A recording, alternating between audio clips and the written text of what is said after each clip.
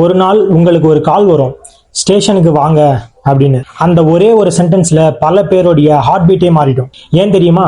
Police மேல அவங்களுக்கு பயம் இல்லை, தங்களுக்கு எஃப்ஐஆர் பத்தி தெரியல அப்படிங்கறதான் அவங்களுக்கு பெரிய பயமே. இங்கதான் ட்விஸ்டே இருக்கு.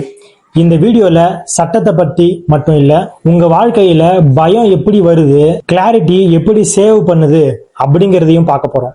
வெல்கம் பேக் உண்மை மக்கள், நான் உங்க ஜெயசூர்யா. இன்னைக்கு எஃப்ஐஆர் பத்தி கிளியரா தெரிஞ்சுக்கலாம். எஃப்ஐஆர் இந்த வார்த்தையை கேட்டாலே பல பேருக்கு ரெண்டு ரியாக்ஷன் வரும். ஒருத்தர் ஐயோ எனக்கு வாழ்க்கை போச்சு அப்படின்னு யோசிப்பாரு, இன்னொருத்தர் எனக்கு இன்ஃப்ளூயன்ஸ் இருக்கு அதெல்லாம் எனக்கு பயமே கிடையாது அப்படின்னு சொல்லுவாரு. இந்த ரெண்டு எக்ஸ்ட்ரீம் டைப் ஆஃப் மக்கள் ரொம்ப ரொம்ப டேஞ்சரஸ். ஏன்னா எஃப்ஐஆர் அப்படிங்கிறது ஒரு ஜோக் கிடையாது, அதே மாதிரி அது ஒரு ஃபைனல் ஜட்ஜ்மெண்ட்டும் கிடையாது. எஃப்ஐஆர் அப்படிங்கிறது ஒரு ஸ்டார்டிங்கான ஒரு இன்ஃபர்மேஷன் மட்டும்தான் அது. ஆனா நம்ம சமுதாயம் என்ன பண்ணுது, எஃப்ஐஆர் அப்படிங்கிறத ஒரு தண்டனை மாதிரி ட்ரீட் பண்ணுது. நீங்க ஒன்று கவனிச்சிங்களா? எஃப்ஐஆர் வந்தாலே மக்கள் ஃபேக்ட்ஸை படிக்க மாட்டாங்க, அதாவது தகவல்களை படிக்க மாட்டாங்க. அது ஒரு ஃபைனல் ஜட்ஜ்மெண்ட்டை நினைச்சுப்பாங்க. இதுதான் யாரும் சொல்ல மாட்டாங்க. நம்ம சமுதாயத்துல எஃப்ஐஆர் மேல இருக்கிற பயம்தான் பல அப்பாவி மக்களோட மனநிலையை பாதிக்குது. இதுல காக்னிசபிள் அஃபென்ஸ் அப்படின்னு சொல்லிட்டு ஒரு வார்த்தை இருக்கு, அதாவது அறிந்து கொள்ளத்தக்க குற்றம். இந்த குற்றங்களுக்கு போலீஸ் அரெஸ்ட் வாரண்ட் இல்லாமையே கைது பண்ண முடியும். போலீஸ் எஃப்ஐஆர் டைரக்டா ரெஜிஸ்டர் பண்ணலாம். காக்னிசபிள் அஃபென்ஸ் அதுல என்னென்ன வரும் அப்படின்னா, மர்டர், ராபரி, கிட்னாப், கொலை, கொள்ளை, கடத்தல், அபாய தாக்குதல், பெரும் மோசடி, பாலியல் குற்றங்கள். இதுல போலீஸ்க்கு டைரக்டா அரெஸ்ட் பண்ண பவர் இருக்கு. அதே மாதிரி நான் காக்னிசபிள் அஃபென்ஸ் அப்படின்னு சொல்லிட்டு ஒரு விஷயம் இருக்கு, அதாவது அறிந்து கொள்ளத்தக்க குற்றம்.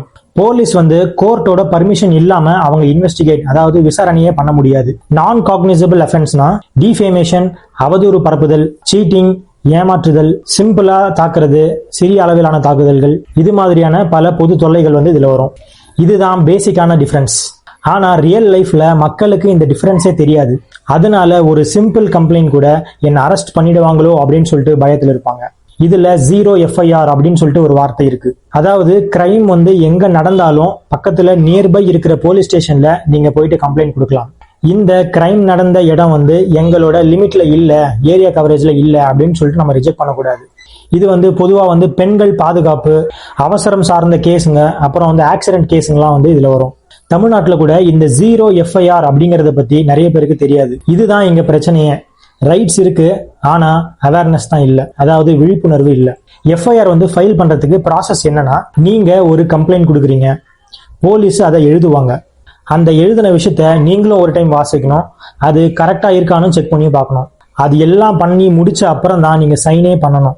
இங்க தான் பெரிய பிரச்சனையே நடக்குது. பயத்துல மக்கள் படிக்காம சைன் போட்டுறாங்க. இதை நல்லா ஞாபகம் வச்சுக்கோங்க. நீங்க பயத்துல கையெழுத்து போட்டுட்டீங்க அப்படின்னா அதுக்கப்புறம் இருக்கிற உண்மையை நீங்க ப்ரூவ் பண்ணணும்னா நீங்க ரொம்ப ஸ்ட்ரகிள் பண்ண வேண்டியதா இருக்கும். பெண்கள் உரிமை அப்படின்னு ஒண்ணு இருக்கு.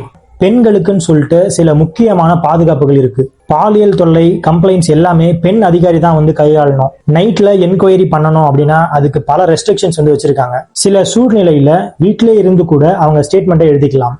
ஆனா ப்ராப்ளம் என்னன்னா, பல பெண்கள் பயத்தாலையும் அசிங்கமாயிடும் அப்படிங்கறதாலையுமே கம்ப்ளைண்ட் கொடுக்க மாட்டாங்க. இதுதான் நம்ம சமூகத்தோட ரொம்ப ஒரு கசப்பான விஷயமே. ஒரு கிரிமினலை பார்த்து பயப்படுறதை விட மக்கள் என்ன நினைப்பாங்க அப்படிங்கறத பார்த்துதான் நிறைய பேர் ரொம்ப பயப்படுறாங்க.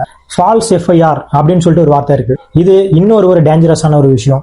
ஒருத்தர் மேல இருக்கிற கோவத்தால, அப்புறம் பழி வாங்குற உணர்ச்சியால, சில ரிலேஷன்ஷிப் பிரேக்கப் ஆனனால, சொத்து தகராறால, இதுல சிலர் ஃபால்ஸ் கம்ப்ளைண்ட் யூஸ் பண்ணுவாங்க.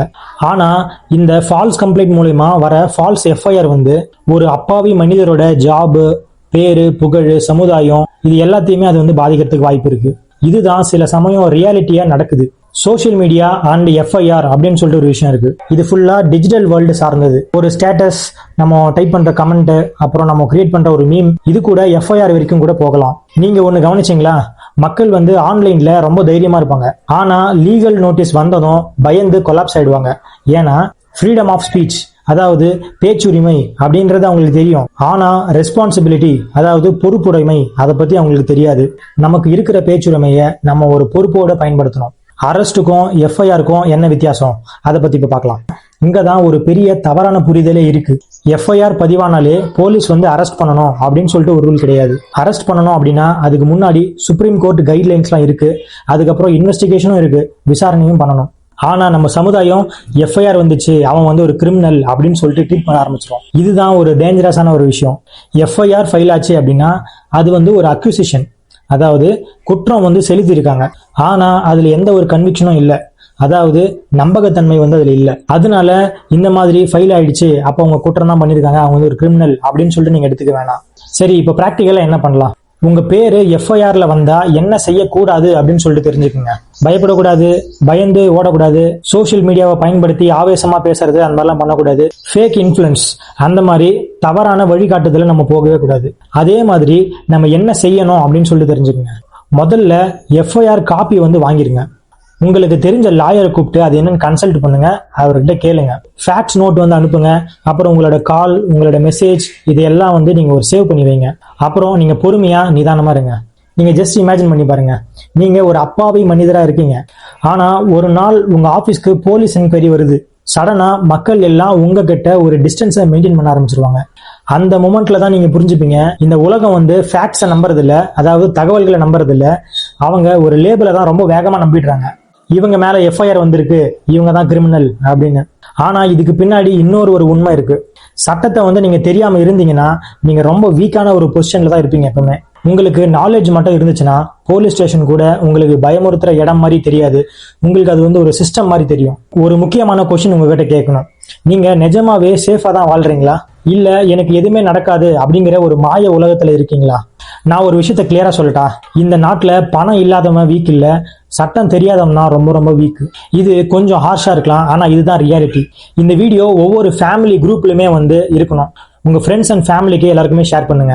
போலீஸ் ஸ்டேஷன் போறதுக்கு முன்னாடி இல்ல, போறதுக்கான நாள் வர்றதுக்கு முன்னாடியே இந்த நாலேஜ் வந்து கண்டிப்பா தேவைப்படும். பொதுமக்களையும் அதிகாரியும் பயமுறுத்தணும்னு நினைக்காதீங்க, கிரைமை சப்போர்ட் பண்ணாதீங்க, சட்டத்தை தெளிவா புரிஞ்சுக்குங்க. அந்த விஷயம் தான் ஒரு நாகரிகமான சமுதாயத்துக்கு அர்த்தம்.